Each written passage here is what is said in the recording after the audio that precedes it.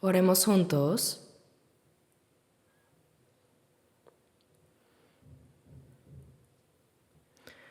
Nuestro Dios Padre, santo y misericordioso, que nos amas. Vivíamos dándote la espalda, persiguiendo solo las cosas vanas de este mundo. Éramos dignos de recibir tu ira y tu juicio. Pero por tu gran piedad y gracia de amor, aun cuando no te conocíamos, el Señor Jesús cargó con nuestra maldición y juicio, y por su muerte y su preciosa sangre que derramó en la cruz, limpió nuestros pecados para siempre, y así nos libró del juicio eterno, y nos salvó sin ningún mérito de nuestra parte.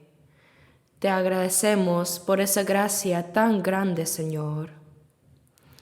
Vivíamos sin esperanza para las cosas vanas de este mundo, pero ahora nos has dado la vida y la esperanza eterna. Y gracias porque nos guías y nos ayudas para que podamos vivir de manera digna como hijos de Dios en el resto de nuestras vidas.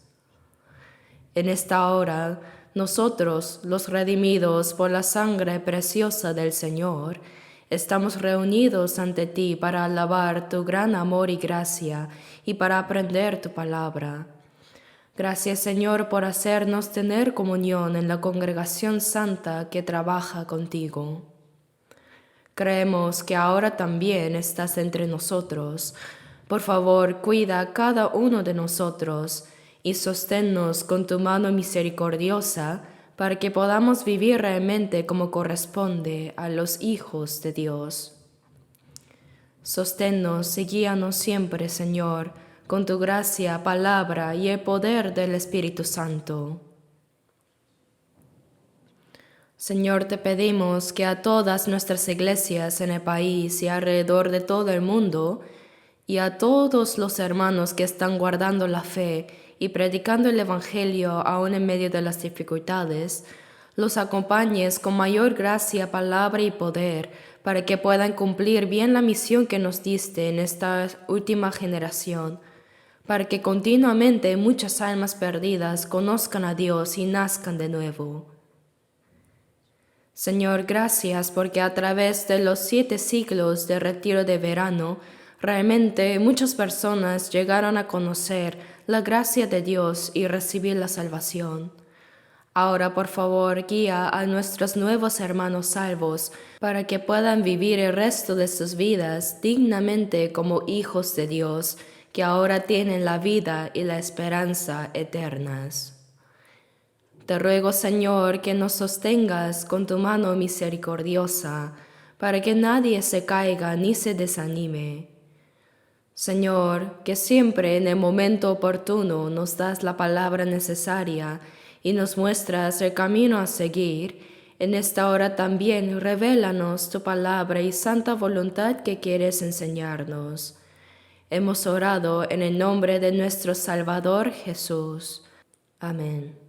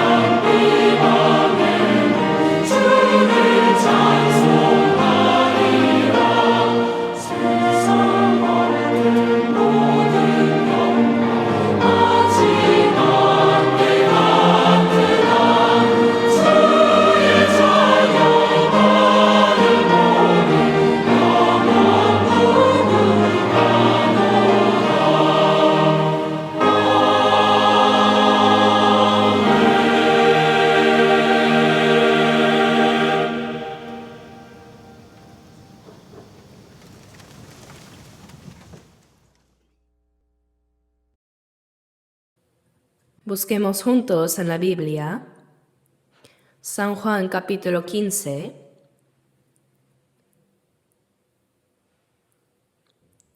Juan 15,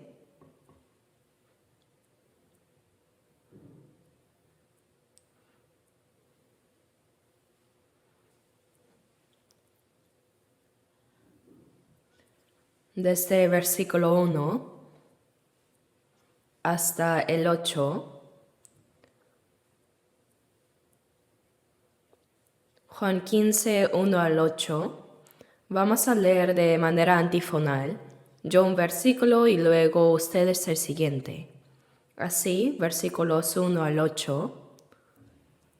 Leamos juntos. Yo soy la vid verdadera y mi Padre es el labrador.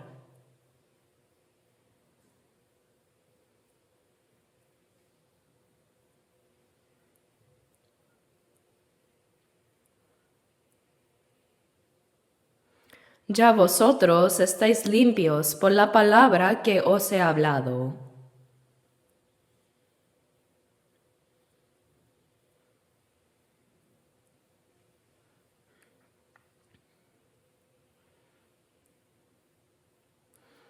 Yo soy la vid, vosotros los pámpanos. El que permanece en mí y yo en él, éste lleva mucho fruto, porque separados de mí nada podéis hacer.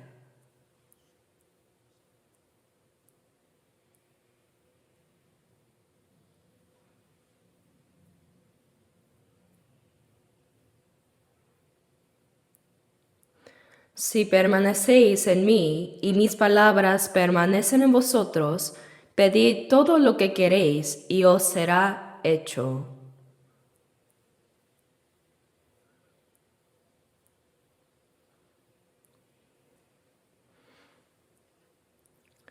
Bien. El domingo pasado también compartí la palabra basándome en este pasaje de Juan 15, pero sentí que debía explicarlo aún con más detalle. Por eso lo hemos leído nuevamente esta vez. En los 7 ciclos de retiro de verano, se reunieron muchas personas más de las que esperábamos. En un solo ciclo, llegaron entre 11,000 y 12,000 personas. Y aun en medio de muchas incomodidades, continuaron asistiendo para escuchar la palabra. Y hubo muchísimos que afirmaron haber recibido la salvación esta vez. También hubo muchos que se bautizaron. Lo más importante que debemos hacer los cristianos salvos es llevar esta gran gracia y amor de Dios a aquellos que aún no son salvos, para que también ellos reciban la salvación y participen de la vida eterna y de la esperanza. Creemos que esa es la tarea más importante que tenemos nosotros, los que hemos sido salvos primeros. Por eso los salvos esta vez también se han esforzado mucho en predicar y evangelizar, no solo a sus familias, sino también a sus parientes, amigos y vecinos.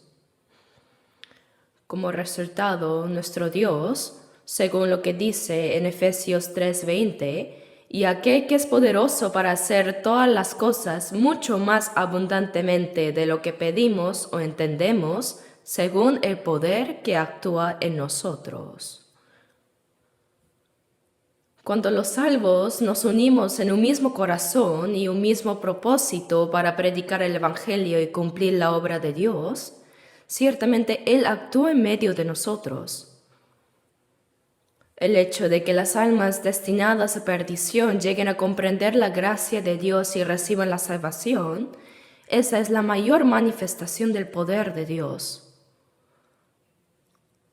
tal como está escrito, aquel que es poderoso para hacer todas las cosas mucho más abundantemente de lo que pedimos o entendemos, Dios reunió más almas de las que esperábamos y además obró para que ellos recibieran la salvación. Los que han recibido la salvación recientemente deben entender que haber sido salvos no es el final, sino que desde ahora comienza la verdadera vida de un cristiano, la vida como hijos de Dios. Si lo comparamos con un niño, significa que han nacido. Ahora necesitan crecer sanos, deben llegar a tener un carácter digno como personas. Y desde el nacimiento deben desarrollarse física y mentalmente y también en su carácter. Aunque todos nacen como seres humanos, algunos crecen de manera normal, reciben educación y llegan a ser personas de carácter íntegro, mientras que otros no lo logran. Padecen dificultad física, debilidades, sufren o incluso llegan a tener problemas mentales y viven como personas con dificultades toda su vida. Nosotros, los cristianos renacidos, desde el día en que recibimos la salvación, comienza nuestra nueva vida como hijos de Dios. No solo es vivir unas cuantas décadas en esta tierra, sino que el propósito por el cual Dios nos salvó es para hacernos sus hijos. Es para llevarnos a la vida eterna y al cielo eterno, para que allí disfrutemos de la gloria eterna con Él. Es por eso que Dios nos guía y nos gobierna en nuestra vida restante para hacernos personas dignas de participar de la vida eterna y de la gloria de Dios. Por tanto, la vida cristiana después de la salvación es sumamente importante. Si conforme a la Biblia hemos comprendido la gracia de Dios, hemos creído y ahora somos salvos, debemos vivir conforme a ella también. Así, de la misma manera, entraremos al cielo conforme a la Biblia. Pero el que cree y sin embargo vive sin relación con la Biblia es alguien que no tiene relación con Dios.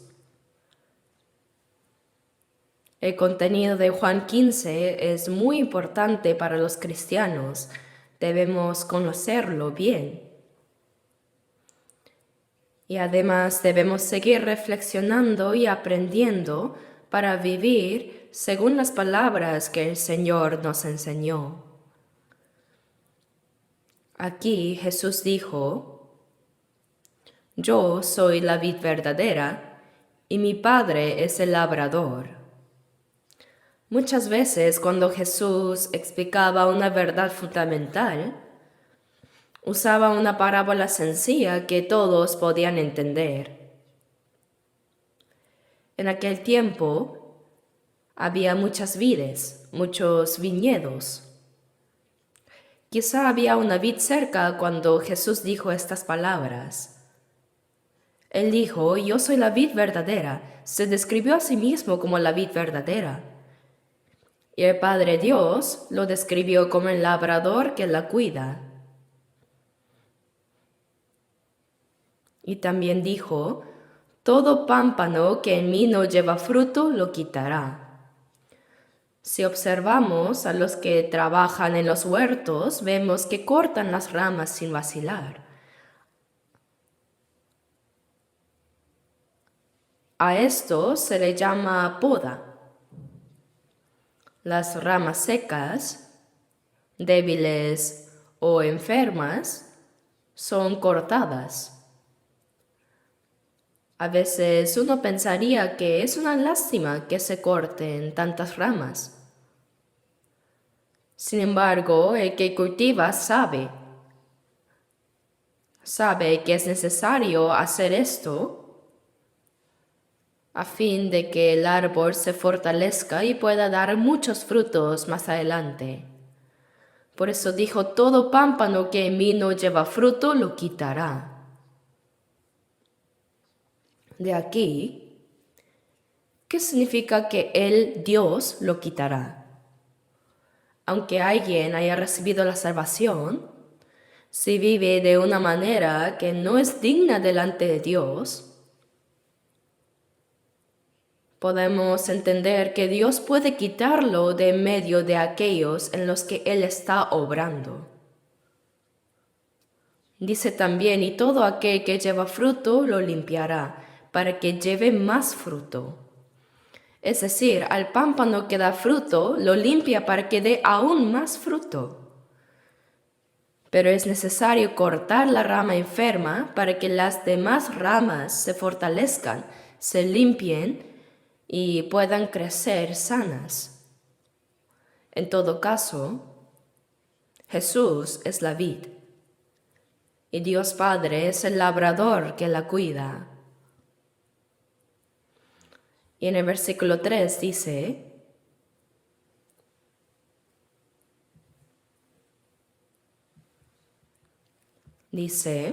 ya vosotros estáis limpios por la palabra que os he hablado, permaneced en mí y yo en vosotros.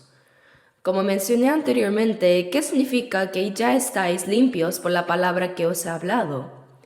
Significa que aquellos que han entendido la gracia de Dios y son salvos, sus almas han sido limpiadas.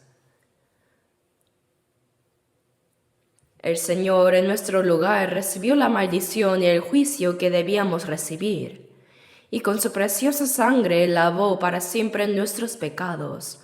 Y cuando comprendimos esa gracia de Dios y creímos, nuestra alma fue limpiada. Ya vosotros estáis limpios por la palabra que os he hablado. Permaneced en mí y yo en vosotros. Después de ser salvos, debemos permanecer en Cristo. Esto es un mandamiento. Aquellos que no han recibido la salvación están todavía fuera de Cristo. No están en el Señor, sino fuera de Él. Hay muchas personas que asisten toda su vida a una iglesia, sin embargo viven fuera de Cristo, sin relación con Dios. Ya vosotros estáis limpios por la palabra que os he hablado, permaneced en mí y yo en vosotros. Nosotros permanecemos en el Señor y el Señor permanece en nosotros. Si uno va a una herrería y coloca un hierro en el fuego, ese hierro se pone al rojo vivo, ¿verdad? El fuego ha entrado dentro del hierro. El fuego y el hierro se han hecho uno. De la misma manera, no solo nosotros permanecemos en el Señor, sino que el Señor está en nosotros. Nadie puede separar al Señor de nosotros. Juan 14:20 dice, conoceréis que yo estoy en mi Padre y vosotros en mí y yo en vosotros. Este es un misterio que es difícil comprender con el pensamiento humano. Oh, el Señor en mí está y yo siempre en Él. Y dice, como la vid y el pámpano, mi amigo fiel es Él. Este himno expresa que el Señor está en mí y yo estoy en el Señor. Cuando yo estoy en el Señor, todo lo que es de Él se convierte en mío. El amor del Señor, su abundante gracia y poder y todas las palabras y promesas espirituales que están en Cristo se convierten en mías. El Señor en mí y yo en el Señor. Verdaderamente es un misterio profundo. Pero aquí dice, yo soy la vid, vosotros los pámpanos. Hermanos, ¿han visto alguna vez una vid? Cuando la vid crece, sus ramas se extienden en diversas direcciones y a veces se enredan entre sí. Delante de mi casa también planté una vid. Ha crecido bastante y ha dado muchos racimos de uva. Pero la vid es medio extraño. La vid, por más que crezca, en realidad no sirve para hacer otra cosa con su madera. Por eso la Biblia en Ezequiel 15:3 dice, ¿tomarán de ella madera para hacer alguna obra? ¿Tomarán de ella una estaca para colgar en ella alguna cosa? La vid no tiene otra utilidad que dar frutos. Si no da fruto, no sirve de nada, más que ser cortada y echada al fuego al final. De la misma manera, nosotros, después de recibir la salvación, lo que debemos hacer es dar fruto para la gloria de Dios que nos salvó. Y dar fruto no depende de nuestro esfuerzo ni de nuestro empeño, sino que ocurre porque el Señor permanece en nosotros. Así como el pámpano, mientras permanezca unido a la vid, recibe de la savia que sube desde la raíz y de manera natural crece y da fruto, así también nosotros solo tenemos que estar en el Señor. No nos mandó a hacer algo, sino a permanecer en Él. Si el pámpano solo permanece en la vid, recibe toda la nutrición y el suministro desde la raíz y de manera natural crece y da frutos. Es un fenómeno muy natural. Así debe ser. Por eso nuestra vida cristiana no se trata de un esfuerzo humano o de un sacrificio personal, sino que es permanecer en Cristo, y al estar en Él recibimos la vida abundante, la gracia del Espíritu Santo, y entonces nuestra fe crece y el fruto se produce naturalmente. Dice, el que permanece en mí y yo en él, éste lleva mucho fruto. Si el pámpano permanece en la vid, el fruto se da naturalmente. La rama no necesita esforzarse, no necesita sacudirse para dar frutos, ¿verdad? Simplemente estando unida a la vid, recibe lo que necesita y entonces da frutos. Por eso nuestra vida cristiana, cuando la entendemos en realidad, es muy sencilla. El Señor no nos dijo que hiciéramos muchas cosas, sino simplemente permanecer en mí. Ahora bien, hay otra parábola semejante a la de la vid y los pámpanos. Podemos ver en 1 Corintios, capítulo 12. Abramos un momento en 1 Corintios 12, versículo 13.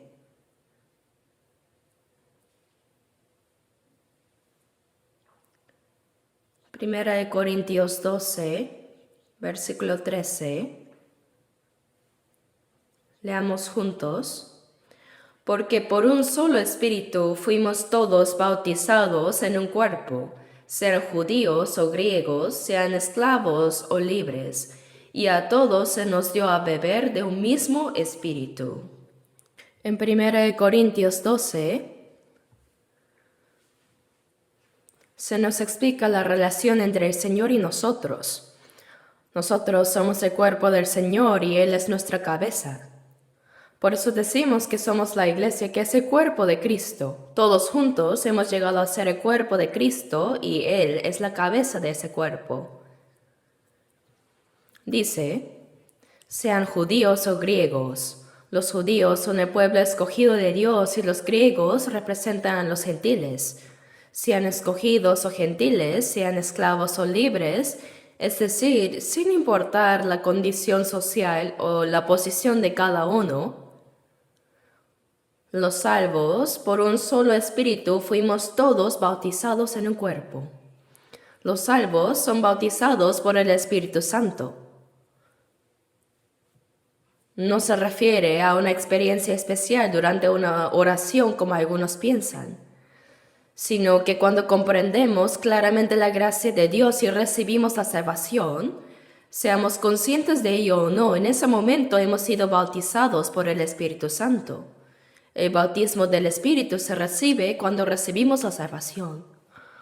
Algunas personas creen que primero uno es salvo y luego en una experiencia especial como una oración intensa se recibe el bautismo del Espíritu, pero no es así. Cuando comprendemos la gracia de Dios y creemos, el Espíritu Santo es quien nos ayuda a entender y a creer. Y desde ese momento Él mora en nosotros. Por eso en Gálatas 3:2 dice, ¿recibisteis el Espíritu por las obras de la ley o por el oír con fe? Cuando oímos y creímos, recibimos el Espíritu Santo, ¿verdad? Ese es el bautismo del Espíritu. Por un solo Espíritu fuimos todos bautizados en un cuerpo. Todos los salvos ahora somos un solo cuerpo. Es realmente especial. Dice, y a todos se nos dio a beber de un mismo Espíritu. No solo hemos sido bautizados por el Espíritu, sino que además bebemos del Espíritu. Significa que recibimos continuamente la gracia espiritual que Él nos da. Así como la rama estando unida a la vid recibe continuamente la savia que sube desde la raíz y de esa manera crece y da fruto. Aquí en 1 Corintios 12 nos enseña que al recibir la salvación, por medio del Espíritu que nos dio el Señor, todos los salvos hemos llegado a ser un solo cuerpo. Y la cabeza de ese cuerpo es Jesucristo. El Señor Jesús es nuestra cabeza. Y a partir de Él se organiza todo el cuerpo. Ahora, leamos juntos 1 Corintios 12:27. Leamos juntos. Vosotros, pues, sois el cuerpo de Cristo y miembros cada uno en particular. Aquí dice vosotros, refiriéndose a los salvos. Vosotros sois el cuerpo de Cristo. Es decir, que en Cristo formamos parte de su cuerpo. Dice, y miembros cada uno en particular. En un cuerpo hay muchos miembros, como los ojos, la boca, las manos, los pies y también adentro muchos órganos internos. Todos son diferentes, sin embargo forman un solo cuerpo, ¿verdad? Así también cuando recibimos la salvación, pasamos a ser el cuerpo del Señor y cada uno de nosotros es un miembro de ese cuerpo. Sea cual sea el papel que cumplamos, todos somos el cuerpo de Cristo y miembros cada uno en particular.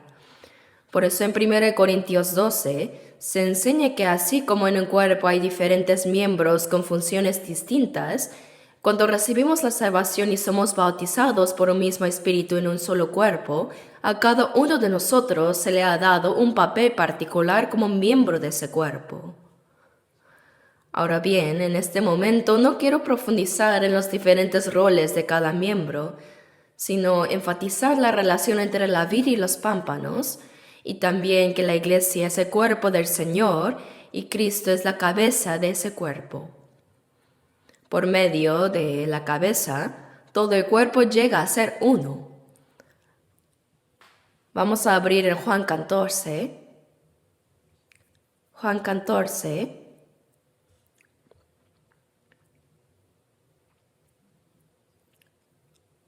Leamos juntos Juan 14, versículo 20. En aquel día vosotros conoceréis que yo estoy en mi Padre, y vosotros en mí, y yo en vosotros. Aquí dice, en aquel día. ¿A qué día se refiere? Cuando Jesús habló estas palabras a sus discípulos, aquel día se refería al momento en que Él resucitaría. El Señor murió en la cruz, derramando su sangre para redimirnos de nuestros pecados. Y con su muerte llevó a cabo la obra del perdón eterno. Luego, venciendo el poder de la muerte, resucitó, y nuestra fe se basa precisamente en la muerte y resurrección de Jesucristo. Él murió para expiar nuestros pecados y resucitó para darnos vida eterna y poder. Así que en aquel día, esto se refiere al día de la resurrección del Señor. Dice, en aquel día vosotros conoceréis que yo estoy en mi Padre y vosotros en mí y yo en vosotros. El Señor en mí y yo en el Señor.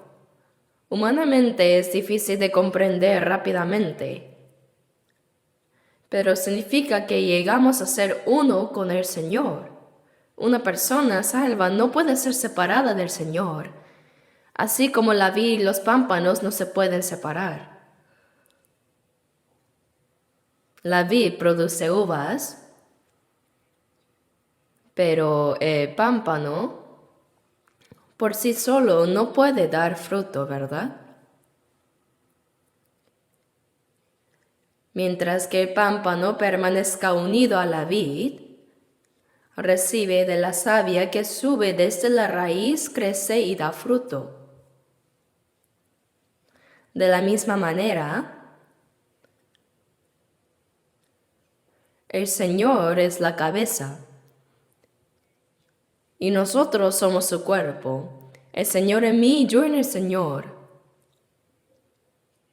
Cuando el Señor está en mí, todo lo que es suyo se convierte en mío y todo lo mío pertenece al Señor. Es una unión inseparable. Los pámpanos no pueden dar fruto si no están unidos a la vid. Asimismo, la vid no puede producir uvas sin los pámpanos. Por ejemplo, la vid no da fruto directamente en el tronco, ¿verdad? Sino a través de las ramas. Por eso la vid depende de los pámpanos para dar fruto, y los pámpanos, al permanecer en la vid, así de manera natural producen frutos. Así también, la relación entre el Señor y nosotros es una relación inseparable. El Señor en mí y yo en el Señor. Dice, en aquel día vosotros conoceréis que yo estoy en mi Padre y vosotros en mí y yo en vosotros. ¿Cómo se puede separar esto? No se puede. Al morir el Señor en la cruz, nuestros pecados fueron perdonados, y al resucitar nos dio nueva vida, la vida de la resurrección, y así llegamos a ser uno con Él. Fuimos unidos al Señor. No hay manera de separarnos de Él.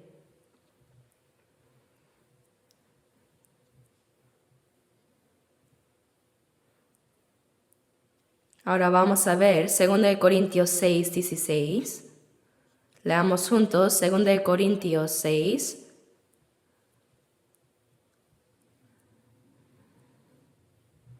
Versículo 16. ¿Y qué acuerdo hay entre el templo de Dios y los ídolos? Porque vosotros sois el templo del Dios viviente, como Dios dijo, habitaré y andaré entre ellos, y seré su Dios, y ellos serán mi pueblo. Aquí dice, vosotros sois el templo del Dios viviente. Cuando recibimos la salvación, nuestro propio cuerpo se convierte en el templo. En 1 Corintios 6, 19 dice, ¿o ignoráis que vuestro cuerpo es el templo del Espíritu Santo?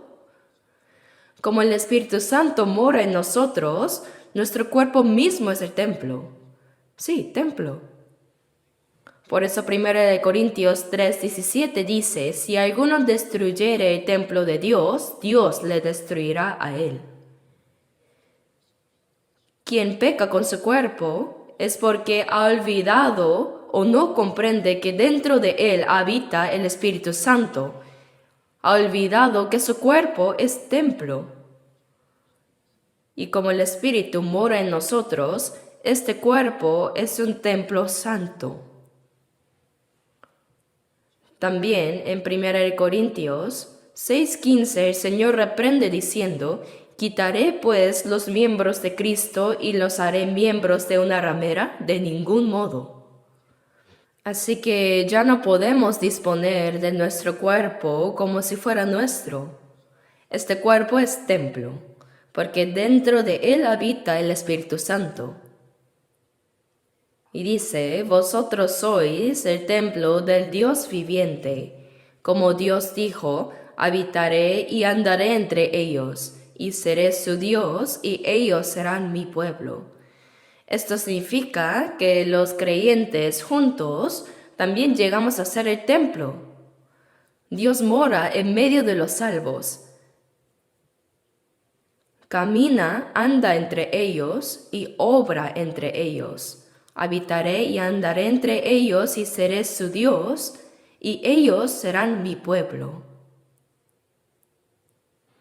Así como la vid con sus pámpanos, el pámpano unido a la vid da fruto de manera natural, ¿no? Porque separados de mí nada podéis hacer. El pámpano separado de la vid no puede dar fruto ni hacer nada. En Juan 15:6 dice: el que no permanece en mí será echado fuera como pámpano y se secará. Una rama que se separa de la vid no sirve para nada, solo queda ser cortada y echada al fuego. Asimismo, nuestro cuerpo, debemos saber que es el templo donde habita Dios. Dios dijo: habitaré y andaré entre ellos. Los salvos son ellos, los redimidos. Y seré su Dios y ellos serán mi pueblo. El Señor mora en medio de nosotros y camina entre nosotros. Yo seré su Dios y ellos serán mi pueblo. Por eso la relación que tenemos con el Señor después de la salvación es una relación muy misteriosa. Es un secreto espiritual. Ahora volvamos otra vez a 1 Corintios 12. 1 Corintios 12.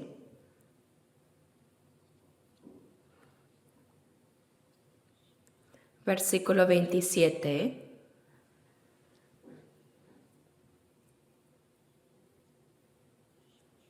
Versículo 27. Leamos juntos. Vosotros, pues, sois el cuerpo de Cristo y miembros cada uno en particular. Aquí dice: vosotros sois el cuerpo de Cristo, es decir, los salvos formamos juntos el cuerpo de Cristo y cada uno de nosotros es un miembro en particular.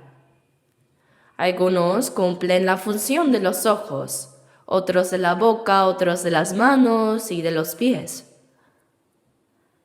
Y así, bajo la dirección de la cabeza, todo el cuerpo se mueve en perfecta armonía. En nuestros retiros de verano también lo vemos claramente. Nadie les da una orden directa, pero los hermanos, sudando y esforzándose, buscan lo que pueden hacer. Algunos organizan el tránsito, otros limpian, algunos lavan los platos y hacen trabajos pesados o sirven como guías. Hay quienes incluso velan toda la noche cuidando la seguridad. Cada uno como miembro cumple su función. ¿Es porque alguien se los ordenó? No, sino porque cada uno busca lo que puede hacer. Por eso dice: somos miembros cada uno en particular. En 1 Corintios 12 se menciona que en el cuerpo hay muchas funciones distintas. Lo importante es hacer lo que uno puede hacer. No todos pueden ser pastores, ni todos pueden ocupar un lugar destacado, pero cada uno puede encontrar algo que hacer. Aunque sea recoger un papel del suelo en el pasadizo o limpiar un baño. Si hacemos lo que está a nuestro alcance, estamos cumpliendo la función de un miembro.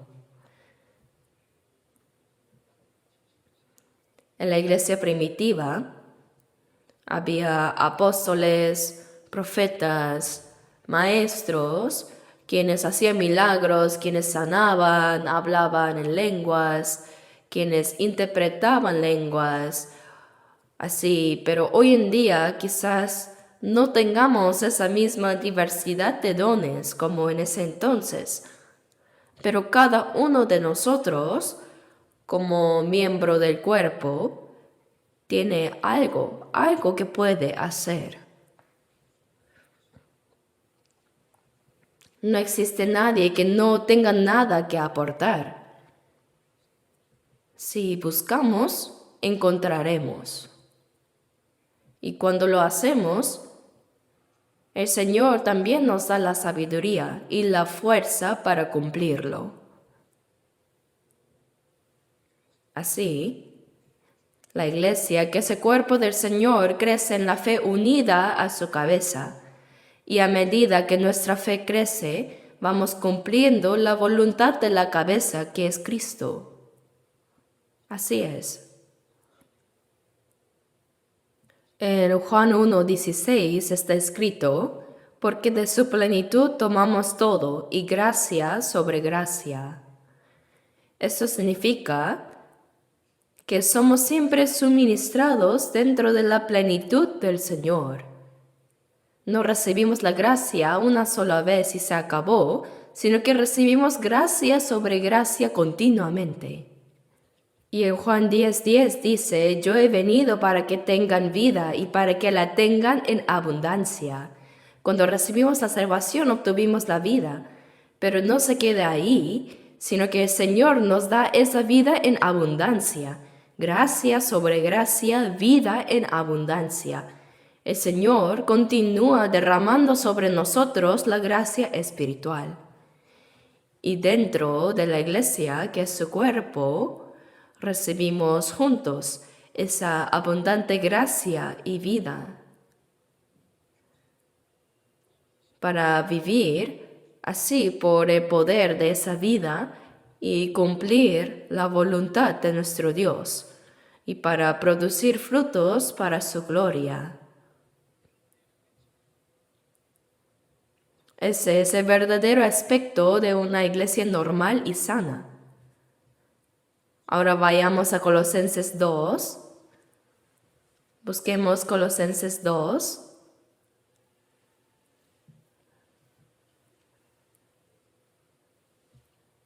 Versículo 19. Leamos juntos. Y no haciéndose de la cabeza, en virtud de quien todo el cuerpo, nutriéndose y uniéndose por las coyunturas y ligamentos, crece con el crecimiento que da Dios. Aquí dice, y no haciéndose de la cabeza. Puede parecer un poco difícil de entender, pero significa no estar unido al Señor, que es la cabeza. Aunque uno diga que es parte de la iglesia, que es el cuerpo del Señor, si no se somete al Señor, en realidad no está aferrado a la cabeza. En otras palabras, no está sujeto a Cristo. El cuerpo debe estar unido sí o sí a la cabeza. Cuando permanecemos sujetos al Señor, hacemos lo que la cabeza indica, pero la persona que no se entrega al Señor, que es la cabeza, es como alguien que no se aferra a la cabeza, quiere hacer las cosas a su manera. El cuerpo entero puede querer moverse a un lado por la dirección de la cabeza, pero el pie dice, yo no quiero ir. La cabeza dice, haz esto, pero la mano dice, no. Entonces, ¿qué pasa? Ese cuerpo no puede funcionar. Hay quienes no se aferran a la cabeza. Y esas personas no pueden cumplir la función como miembros del cuerpo de Cristo. El versículo sigue diciendo, en virtud de quien todo el cuerpo, nutriéndose y uniéndose por las coyunturas y ligamentos, crece con el crecimiento que da Dios. Todo el cuerpo recibe nutrición y unión de la cabeza a través de las coyunturas y ligamentos. Esto nos enseña que nosotros recibimos la provisión de Dios a través de los demás hermanos también. El cuerpo humano recibe la señal de crecimiento desde la cabeza, desde la glándula pituitaria que produce la hormona de crecimiento. Recuerdo que en una iglesia donde yo pastoreaba, había un hombre cuyo cuerpo era de adulto, pero su estatura era pequeña, mientras su cabeza era grande. Pregunté por qué. Y me dijeron que en una cirugía de los ganglios linfáticos habían dañado accidentalmente la conexión de la hormona del crecimiento. Entonces su cuerpo ya no creció más. Su cabeza era así grande, pero su cuerpo era pequeño como de un niño. Su estatura era como de un niño. Así también, nuestro cuerpo espiritual crece porque recibe lo que la cabeza envía, pero también porque a través de los miembros, de los ligamentos y coyunturas, nos nutrimos unos a otros. La gracia de Dios, por supuesto, puede llegar directamente a nosotros de manera personal, pero muchas veces llega a través de los hermanos. Por medio de ellos recibimos el alimento espiritual y juntos crecemos. No sería correcto que la mano derecha creciera normalmente, mientras que la izquierda quedara pequeña, ¿verdad? Todo debe crecer. Por eso dice, nutriéndose y uniéndose por las coyunturas y ligamentos. También debemos reconocer que muchas veces Dios nos da su gracia a través de los hermanos.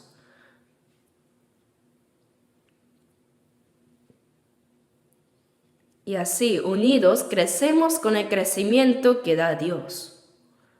Nuestra fe va creciendo. Por eso en la vida, en la iglesia, es muy, muy importante. Somos el cuerpo de Cristo. Cristo es la cabeza. Nosotros somos los miembros que cumplen su función.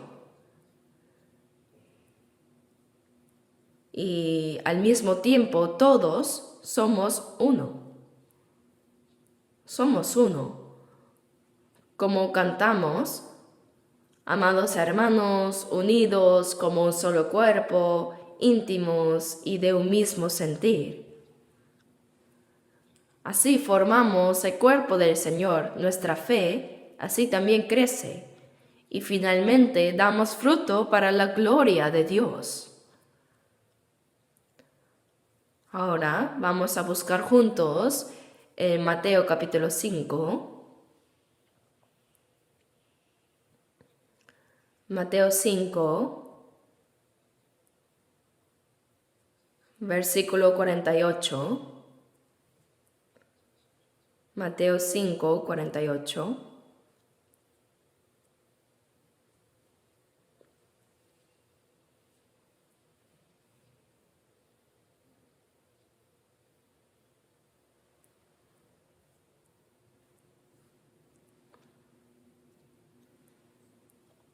Leamos juntos.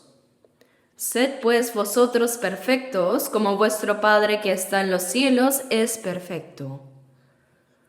Jesús dijo que seamos perfectos como nuestro Padre celestial. Nuestro Padre que está en los cielos es santo y perfecto. Pero aquí nos dice, sed pues vosotros perfectos como vuestro Padre que está en los cielos es perfecto. Uno podría decir, ¿cómo puede un hombre llegar a ser perfecto como Dios? ¿No es esto demasiado exigente? Normalmente, cuando un padre es un hombre muy destacado, ¿qué se dice al hijo? Bueno, es difícil que llegues a ser como yo, pero con que seas la mitad como yo me conformo. ¿Diría eso? El verdadero corazón de un padre es que su hijo por lo menos llegue a ser como él o que lo alcance, que lo supere. Nuestro Padre Celestial desea que sus hijos, los salvos, lleguemos a ser como Él perfectos. Poco a poco vamos siendo transformados a la imagen de nuestro Padre. Y cuando finalmente dejemos este cuerpo de carne, llegaremos a ser santos y gloriosos, semejantes a nuestro Padre Celestial. En Gálatas 4:19, el apóstol Pablo dijo: Hijitos míos, por quienes vuelvo a sufrir dolores de parto, hasta que Cristo sea formado en vosotros. Pablo había predicado el Evangelio en Galacia y ellos recibieron la salvación. Pero después, algunos judaizantes entraron y confundieron a los salvos con enseñanzas falsas, haciéndoles creer que debían vivir según la ley y no por el Espíritu. Por eso Pablo dijo: hasta que Cristo sea formado en vosotros. Desde la salvación, la imagen de Cristo debe ir formándose dentro de nosotros, poco a poco. Pablo ya había sufrido como una madre que da a luz para que ellos recibieran la salvación. Pero ahora, viendo su fe desviarse, expresó que nuevamente sufría dolores de parto hasta que Cristo fuera formado en ellos. Una madre no solo sufre para dar a luz a un hijo, sino que después, durante toda la vida, continúa esforzándose y sacrificándose para criarlo y formarlo. Así también Pablo, con los Gálatas, primero los llevó a la salvación y después continuó esforzándose hasta que en ellos se formara la imagen de Cristo.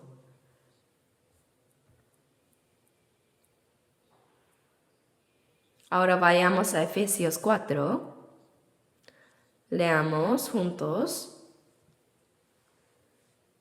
Efesios 4, desde el versículo 13 hasta el 16. Se los leo primero. Efesios 4, 13 al 16. Hasta que lleguemos a la unidad de la fe y del conocimiento del Hijo de Dios, a un varón perfecto, a la medida de la estatura de la plenitud de Cristo, para que ya no seamos niños fluctuantes, llevados por doquiera de todo viento de doctrina, por estratagema de hombres que para engañar emplean con astucia las artimañas del error. Leamos juntos también versículos 15 y 16. Sino que siguiendo la verdad en amor, crezcamos en todo en aquel que es la cabeza, esto es Cristo, de quien todo el cuerpo, bien concertado y unido entre sí por todas las coyunturas que se ayudan mutuamente, según la actividad propia de cada miembro, recibe su crecimiento para ir edificándose en amor. Aquí dice: hasta que todos lleguemos a la unidad de la fe y del conocimiento del Hijo de Dios. Después de ser salvos, debemos llegar a ser uno en la fe y en el conocimiento de Jesucristo. ¿Por qué los salvos a veces se dividen? Porque no todos conocen y creen en lo mismo. Algunos creen de una manera y otros de otra.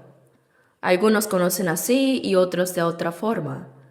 Si lo que creemos y lo que conocemos no es lo mismo, no puede haber unidad. Dentro de la Iglesia debemos ser uno en la fe y en el conocimiento del Hijo de Dios, a un varón perfecto. El conjunto de los creyentes salvos debe llegar a ser como una sola persona perfecta. Y así debemos crecer a la medida de la estatura de la plenitud de Cristo, es decir, ir creciendo poco a poco hasta llegar a la plenitud de Cristo. Pero si no estamos unidos en la fe y en el conocimiento, nunca podremos alcanzar esa madurez.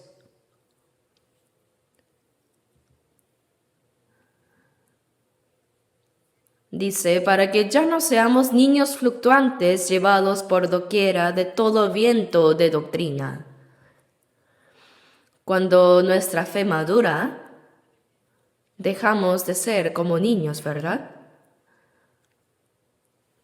Cuando uno llega a ser un varón perfecto a la plenitud de Cristo, ya no se deja llevar por todo viento de doctrina, por estratagema de hombres que para engañar emplean con astucia las artimañas del error. No fluctuará. No irá por ahí, por allá. Si los salvos no llegan a ser uno en la fe y el conocimiento, no crecerán de manera normal. ¿Cómo son los niños?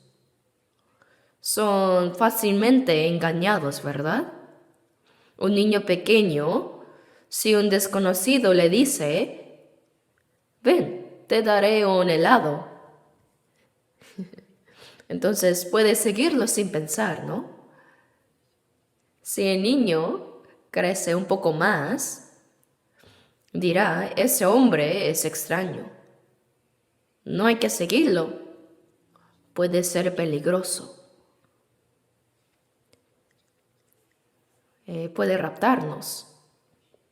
En la vida de fe sucede lo mismo. A nuestro alrededor hay incontables engaños, herejías y falsas doctrinas que tratan de desviarnos. Hoy en día abundan las sectas. Algunas dicen a sus miembros que ya están viejos y a punto de morir, que jamás morirán. Es raro. Pero hay muchas personas que lo siguen. Esto ocurre en nuestro tiempo. Es incomprensible, ¿no? Pero les digo que existe una herejía más antigua y grande. ¿Saben cuál es? Es una herejía que tiene miles de años. Es el catolicismo romano. El Papa se presenta como el emperador de la Iglesia, con el título de Papa que implica supremacía. Dicen que es el sucesor de Pedro, y eso en cierto sentido es cierto, se atribuye a esa línea. Enseñan que Pedro recibió las llaves del cielo y que después de su muerte esas llaves fueron entregadas al obispo de Roma. Así, el obispo de Roma se convierte en papa y todos los sacerdotes actúan como representantes del papa con supuesta autoridad para perdonar pecados. Eso afirma la religión católica, que ellos pueden perdonar pecados. En Juan 20:22, después de resucitar, Jesús se apareció a sus discípulos y dijo, recibid el Espíritu Santo. A quienes remitiereis los pecados les son remitidos, y a quienes se los retuviereis les son retenidos. Quiere decir que cuando venga el Espíritu Santo a predicar el Evangelio, si una persona cree en la sangre del Señor Jesús que perdona los pecados, esa persona recibe la salvación. Pero si no se le anuncia y no cree, sus pecados permanecen y se pierde eternamente. Sin embargo, el Papa dice que tiene esa autoridad y los sacerdotes aseguran que actúan como sus representantes para perdonar pecados. ¿Dónde aparece eso en la Biblia?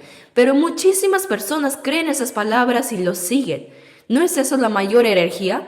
¿Saben cuántos cristianos fueron asesinados por el catolicismo? es la mayor energía de la historia y aún así es la que más alto habla. Además, en estos tiempos vemos toda clase de pequeñas sectas, ¿no? Como la de Shincheonji o tantas otras. Sus líderes, envejecidos y a punto de morir, dice que nunca morirán. Lo mismo pasó con Tae Pak, fundador de la Iglesia del Olivo, quien aseguraba que nunca moriría y murió hace mucho. Lo mismo con Son Myung-moon de la Unificación, quien ya murió pero su movimiento sigue.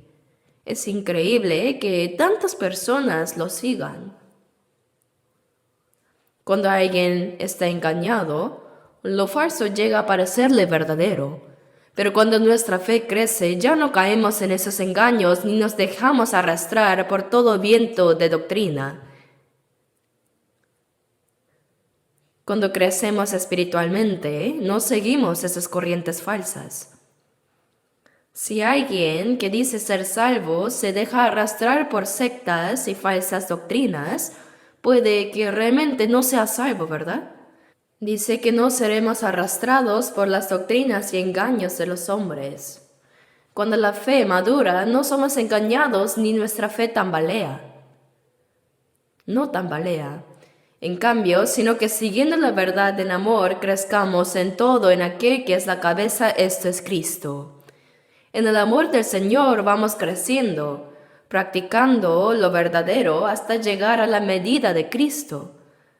El apóstol Pablo también dijo en 1 Corintios 13:11, cuando yo era niño, hablaba como niño, pensaba como niño, juzgaba como niño, mas cuando ya fui hombre, dejé lo que era de niño. Así es, poco a poco debemos dejar lo infantil y crecer.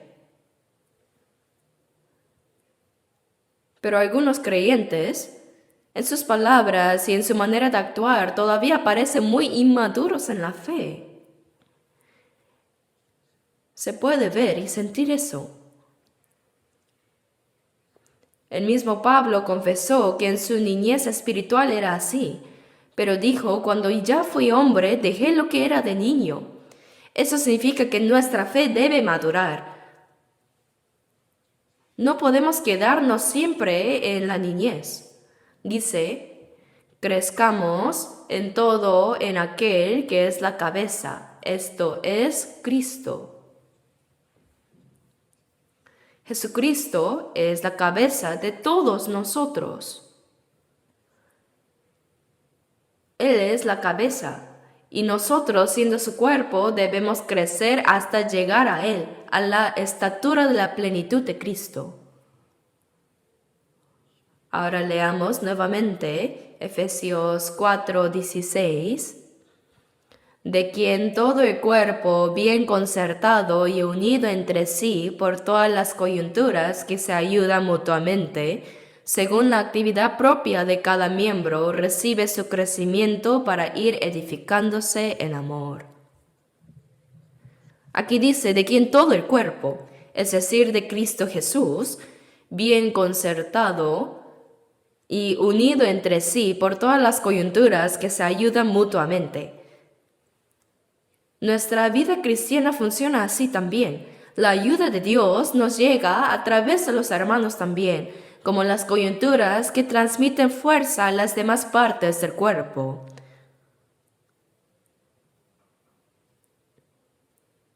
Un miembro recibe y luego transmite al otro. Dice, por todas las coyunturas que se ayudan mutuamente, según la actividad propia de cada miembro. Cada miembro del cuerpo tiene su medida, su función, y al cumplirla, todo el cuerpo se edifica. Dice, recibe su crecimiento para ir edificándose en amor. Así debe funcionar nuestra vida cristiana, permaneciendo dentro del cuerpo de Cristo, que es la iglesia, la vid. Jesús dijo, porque separados de mí nada podéis hacer. La rama separada de la vid no puede dar fruto. ¿Qué significa, entonces? permanecer unidos a Cristo. Significa permanecer en la comunión de la iglesia donde el Señor está obrando. Permanecer en el cuerpo de Cristo. Permanecer en la comunión es estar en Cristo. Separados de la comunión nada podemos hacer. Jesús dijo, separados de mí nada podéis hacer. Esa palabra no la puede decir cualquiera, sino solo Dios. Juan 1:3 dice, todas las cosas por Él fueron hechas, y sin Él nada de lo que ha sido hecho fue hecho.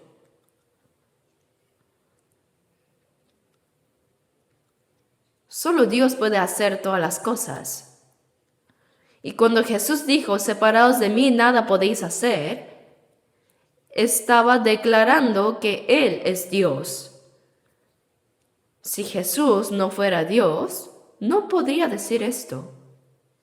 Separados de mí nada podéis hacer. No podemos vivir la vida cristiana alejados de Cristo. Entonces, ¿en dónde debemos permanecer? ¿En dónde debemos permanecer si no podemos ver al Señor con los ojos? Estar en el Señor es estar en la iglesia donde Él obra. Eso es estar en Cristo. Después de ser salvos, deben entender bien esta verdad, que la iglesia no es simplemente un grupo de personas que se reúnen los domingos a cantar, orar, saludarse y dar ofrendas. Eso no es la iglesia. Eso lo hacen muchas religiones, incluso mejor que nosotros.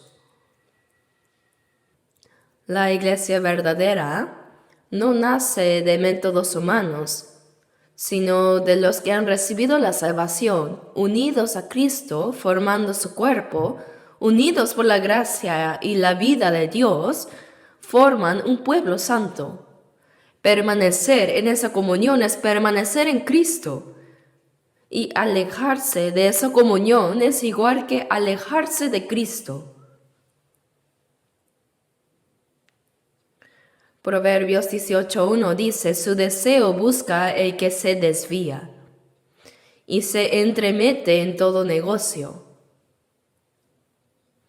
El que se aparta de la comunión sigue sus propios deseos y rechaza la verdadera sabiduría. No es cualquier grupo, sino el grupo donde el Espíritu Santo está obrando. Y yo les digo con seguridad que nuestra iglesia es realmente el cuerpo de Cristo donde el Señor mismo está obrando.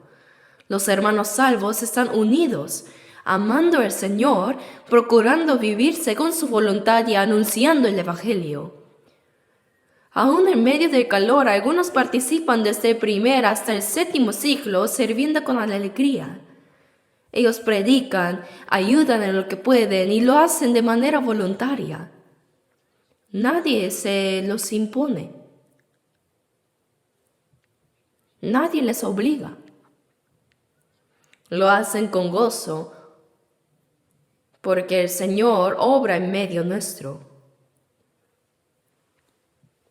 Como dice Efesios 3:20, y aquel que es poderoso para hacer todas las cosas mucho más abundantemente de lo que pedimos o entendemos, según el poder que actúa en nosotros.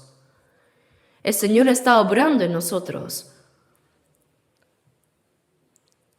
Ahora veamos Efesios 4. Efesios 4, versículos 2 y 3. Leamos juntos.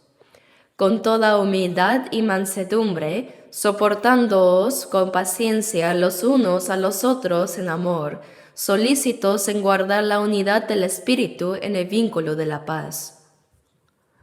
Con toda humildad y mansedumbre, dice. Los salvos no deben jactarse de sí mismos. ¿De qué sirve presumir? con toda humildad y mansedumbre. Jesús dijo en Mateo 11:29 que soy manso y humilde de corazón. Jesús es igual a Dios, es el Creador. Él vino revestido de un cuerpo humano. No fue un hombre cualquiera, sino que se hizo como un siervo entre los hombres. Jesús dijo que soy manso y humilde de corazón.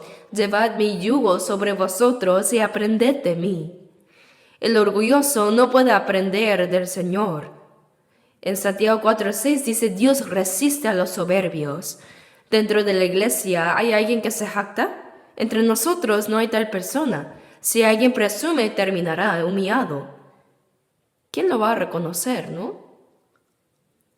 Con humildad y mansedumbre. La humildad es rebajarse, descender más y más. La mansedumbre es obedecer en silencio. Isaías 53:7 dice, como cordero fue llevado al matadero y como oveja delante de sus trasquiladores enmudeció. Con humildad y mansedumbre, soportándoos con paciencia los unos a los otros en amor. ¿Cuánto ha soportado Dios? Aunque los hombres lo rechacen y anden en pecado, Dios está esperando con paciencia. Un día es como 1000 años, esperando que todos procedan al arrepentimiento. Si tenemos la mente de Cristo, también nosotros podemos soportar a los demás. Algunos soportan unas pocas veces y dicen, ya no aguanto más. ¿Y qué van a hacer? ¿Van a pelear? Con paciencia en amor, soportándoos los unos a los otros. Aquí humildad y mansedumbre, paciencia en amor mutuamente. El amor es paciente.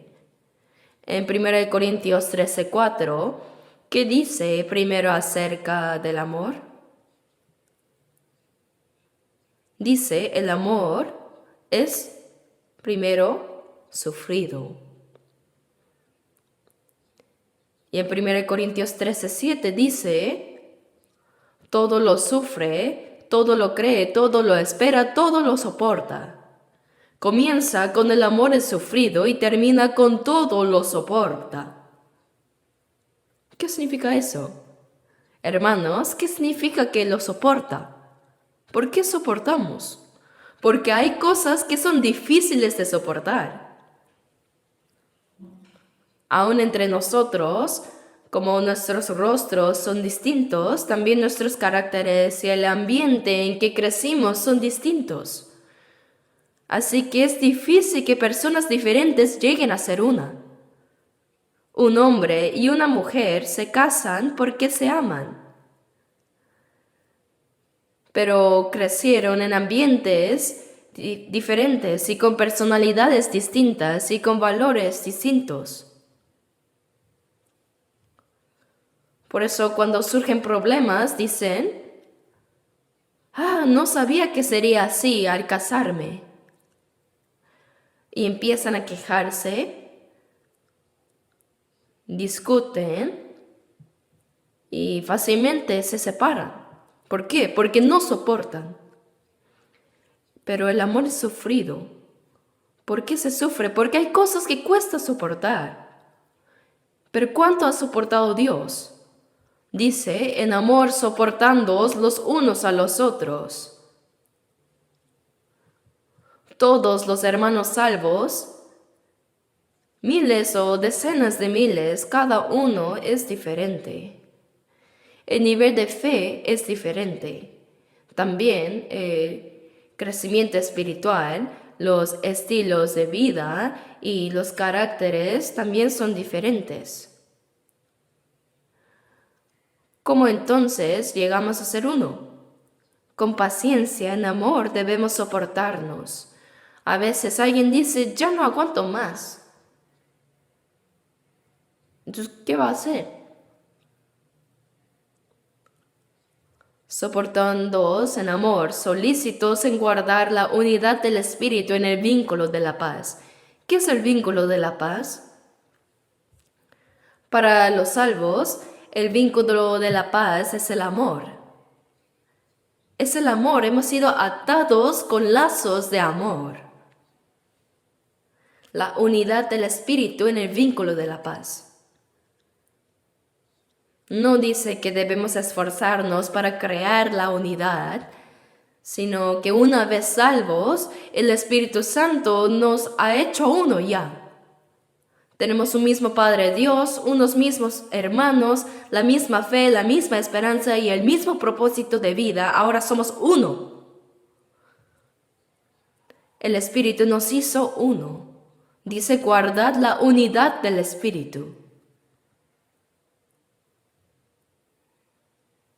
Ahora tenemos la misma fe, esperanza, propósito de vida. Somos uno.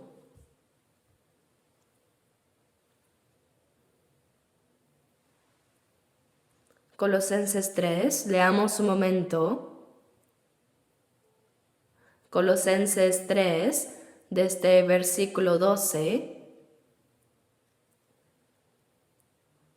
hasta el 14. Leamos juntos. Vestíos pues como escogidos de Dios, santos y amados de entrañable misericordia, de benignidad, de humildad, de mansedumbre, de paciencia, soportándoos unos a otros y perdonándoos unos a otros, si alguno tuviere queja contra otro.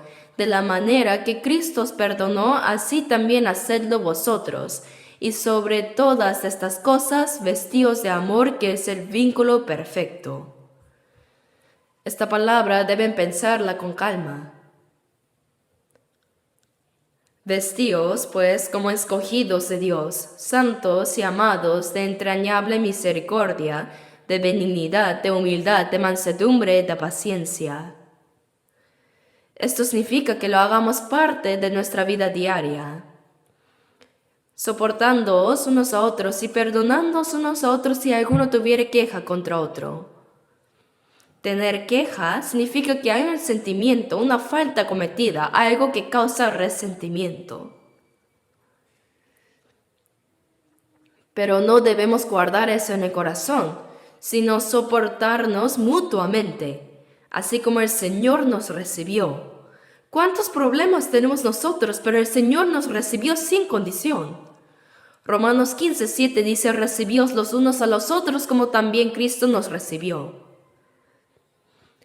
Dice, soportándoos unos a otros y perdonándoos unos a otros si alguno tuviere queja contra otro. De la manera que Cristo os perdonó, así también hacedlo vosotros. El Señor nos perdonó sin condición. De la misma manera, aunque alguien me haya hecho mal, aunque me haya herido o me haya causado un problema, debo perdonar. Proverbios 19:11 dice, su gloria es pasar por alto la ofensa. No perdonar es cosa de necios, ¿me dejo entender? Hay quienes guardan en su corazón, tú me hiciste eso. Y quieren conservarlo largo tiempo. Desde niños, escuchamos expresiones como buscar al enemigo a 3000 leguas. Quieren vengarse antes de morir. Pero esas personas mueren mucho antes que su enemigo. El que guarda rencor y busca venganza es una persona desgraciada. Si en nuestro corazón hay alguien a quien no podemos perdonar, somos personas realmente infelices. Hay que perdonar. De la manera que Cristo os perdonó, así también hacedlo vosotros. Y sobre todas estas cosas vestíos de amor, que es el vínculo perfecto. Y sobre todas estas cosas vestíos de amor. Eso es lo que nos une. Nosotros, los salvos, somos uno porque no tenemos problemas. No, somos personas llenas de problemas. Pero fuimos perdonados por el Señor. Y así también tenemos un corazón que puede perdonar a los demás. Nuestro corazón se va ensanchando cada vez más como el del Señor. Por eso dice el vínculo perfecto, con amor.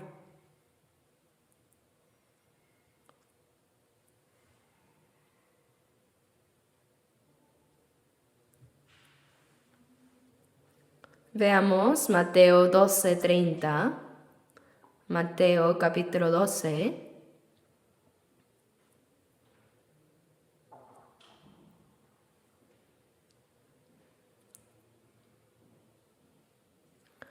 Versículo 30.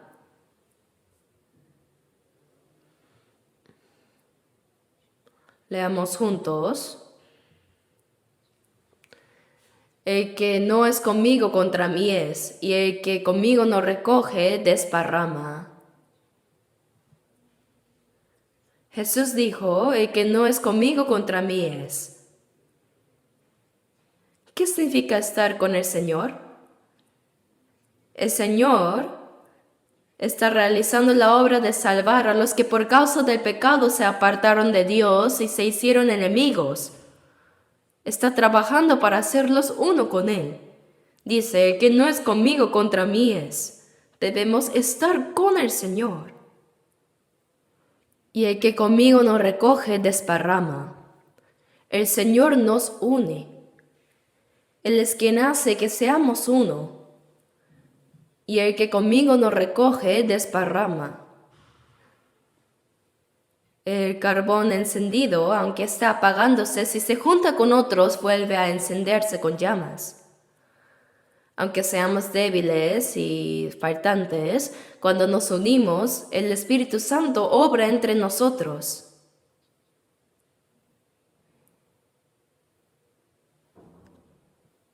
Si nos unimos, ¿qué pasa? ¿Y si nos dispersamos, morimos? Cuando nos unimos, la obra de la salvación y del Espíritu Santo se manifiesta. Pero si desparramos, las personas que deberían ser salvas no recibirán la salvación, ellos morirán. No nosotros, sino los que deberían ser salvos no llegan a recibir la salvación. Aún el fuego que se está apagando si se junta vuelve a arder. Cuando nosotros seamos uno, el Señor obrará. Dice solícitos en guardar la unidad del Espíritu en el vínculo de la paz. La Biblia busca de cualquier manera unirnos para que tengamos la misma fe, esperanza y propósito de vida. Permanecer en esa comunión es permanecer en el Señor.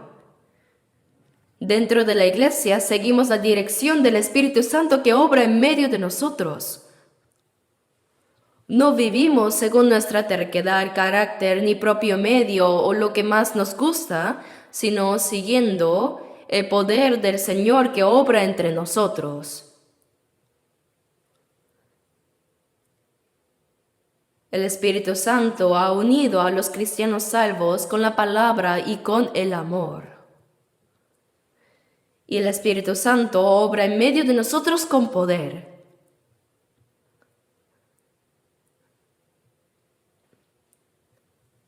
Cuando permanecemos en la unidad del Espíritu, Dios mismo obra. Es por eso que el diablo lo teme. El diablo teme que los salvos estén bien unidos. Por esa razón siempre busca dividir, poner discordia, causar problemas para dispersar. El que divide es el diablo. Por eso los salvos, por más que tengan dificultades, lo más importante en la vida cristiana, lo esencial, es que pase lo que pase, no debemos salir de la comunión que el Espíritu Santo estableció al hacernos uno. Debemos permanecer firmemente dentro de esa comunión. No debemos apartarnos. A veces parece que un hermano o una hermana participaban con entusiasmo en la comunión, pero después ya no se les ve. Luego, al preguntar, se escucha que tuvieron algún problema con otra persona en la iglesia, que no se entendieron, que hubo un conflicto. ¿Eso acaso sería una excusa válida? Si practicáramos el amor del Señor, soportando con paciencia, perdonando, aceptándonos unos a otros, ¿qué problema podría haber? ¿Acaso por un problema debemos dejar la iglesia? Eso es abandonar al Señor. En Génesis 13, cuando Abraham salió de Ur de los Caldeos escuchando la voz de Dios, su sobrino Lot también lo siguió. Y mientras vivieron un tiempo en la tierra de Canaán, se dedicaban a pastorear ovejas y cabras. Las posesiones aumentaron y los pastores de Abraham y los de Lot comenzaron a pelear por los pastos. Entonces Abraham dijo, no hay que pelear entre nosotros porque somos hermanos. Como tienes muchas ovejas también, si te incomoda mucho estar aquí, puedes apartarte de mí. Si tú tomas la izquierda, yo iré a la derecha y viceversa. Al escuchar eso, Lot no debía alegrarse, sino más bien decir, tío, cuando usted escuchó la voz de Dios y salió, yo también seguí al Dios tuyo. ¿Cómo me dice que lo deje? Eso sería igual que dejar a Dios. Prefiero morir antes que apartarme de usted. Así debió reprender a sus pastores y decidir no apartarse jamás de Abraham aunque le costara la vida. Porque apartarse de Abraham es apartarse de Dios. Pero Lot se alegró y dijo, tío, lo siento, pero yo escogeré primero, ¿ya? Vio que Sodoma y Gomorra parecían como el huerto de Edén, con abundante agua y hermosos campos, y se fue allá. Abraham quedó con tierras áridas y desiertas. Pero, ¿qué pasó con Lot en Sodoma y Gomorra? Cuando cayó fuego y azufre, casi murió. Si Abraham no hubiese orado por él, habría perecido. El hecho de que Lot dejara a Abraham significó dejar a Dios. Por eso, aunque cueste la vida, no se debe apartar de Él. Los salvos también estamos dentro de la iglesia donde el Señor mora. Pase lo que pase, apartarse de esta iglesia es apartarse del Señor. Y eso nunca debe suceder. Eso es destruir totalmente la vida cristiana. A veces alguien servía fielmente y de pronto deja de aparecer. Al preguntar, se descubre que no fue un gran problema, sino un asunto personal, y por eso dejó la iglesia. Eso es muy lamentable. No debemos apartarnos. Salir de la comunión es salir del Señor. Por eso, pase lo que pase, debemos permanecer firmes dentro de la comunión en la iglesia. Aunque alguien quiera empujarnos fuera, no debemos salir. ¿Quién va a empujar a quien fuera? ¿No? Ahora leamos un versículo más, Tito 3.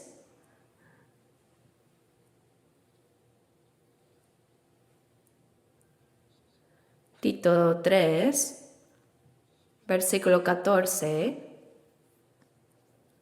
Leamos juntos. Y aprendan también los nuestros a ocuparse en buenas obras para los casos de necesidad, para que no sean sin fruto. Y aprendan también los nuestros, para que no sean sin fruto. Nuestros hermanos salvos, los nuestros, no deben ser personas sin fruto. Algunos, aunque han pasado 5, 10, 20 años desde que recibieron la salvación, su vida sigue igual. Apenas sostiene su propia vida cristiana, pero no hay fruto que dé gloria a Dios. No hay sacrificio para el Evangelio del Señor. No debemos ser personas sin fruto así, ¿verdad? Debemos llevar frutos. A ocuparse en buenas obras para los casos de necesidad. Colosenses 4:11 dice, estos son los únicos que me ayudan en el reino de Dios y han sido para mí un consuelo. Nosotros vivimos en la tierra, pero somos colaboradores para el reino de Dios. Vivimos en la carne, pero colaboramos en las cosas espirituales. Vivimos en el tiempo, pero trabajamos juntos para lo eterno. Somos colaboradores. Dice, aprendan a ocuparse en buenas obras para los casos de necesidad, para que no sean sin fruto. Estamos realizando la obra de la misión mundial, ¿verdad? Actualmente en 82 países tenemos más de 1090 iglesias y cada vez más. Incluso ahora, más de 40 hermanos están en Camerún predicando el Evangelio de manera admirable. ¿Existe algún grupo que haga la obra de la misión mundial tan activa y sacrificial como nosotros? Aunque busquen, no lo hay. Nosotros lo hacemos porque Dios nos encomendó esta obra. ¿Saben cuánto se necesita para la obra de la misión mundial? ¿Saben cuánto nos cuesta? No sé si debería decirlo, pero el año pasado, solo a través de la oficina general se enviaron aproximadamente más de 12 millones de dólares para la misión mundial. ¿Acaso obligamos a ofrendar? No, lo hacemos voluntariamente. Para la misión mundial. Para salvar muchas almas perdidas, lo hacemos de corazón. ¿Alguien nos presiona a dar? No. Nuestro corazón y nuestra fe han crecido tanto que lo hacemos con gratitud. Y así, Dios está cumpliendo grandes obras a través de nuestra iglesia. Entonces, qué agradecidos debemos estar. Salmo 118, 17 dice, no moriré, sino que viviré y contaré las obras de Jehová. Si después de ser salvos seguimos vivos es porque aún hay algo que debemos hacer. No podemos renunciar a lo que Dios nos permite hacer. Por eso dice, aprendan a ocuparse en buenas obras para los casos de necesidad para que no sean sin fruto. Debemos aprender y esforzarnos. Si perseveramos en la comunión y hacemos con diligencia lo que está a nuestro alcance, cuando el Señor venga pronto otra vez, Él mismo nos dirá, bien, buen siervo y fiel. Así nos felicitará. Oremos juntos. Nuestro Dios Padre misericordioso, en estos últimos tiempos que tú has determinado, y entre tantas personas, gracias por salvarnos y distinguirnos en santidad.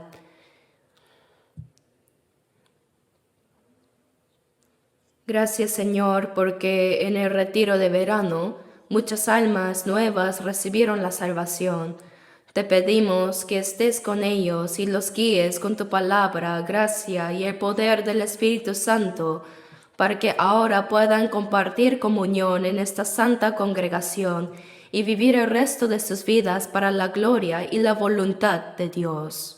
Señor, úsanos valiosamente según tu voluntad para que puedas cumplir tu santa obra. Hemos orado en el nombre de nuestro Señor Jesús. Amén.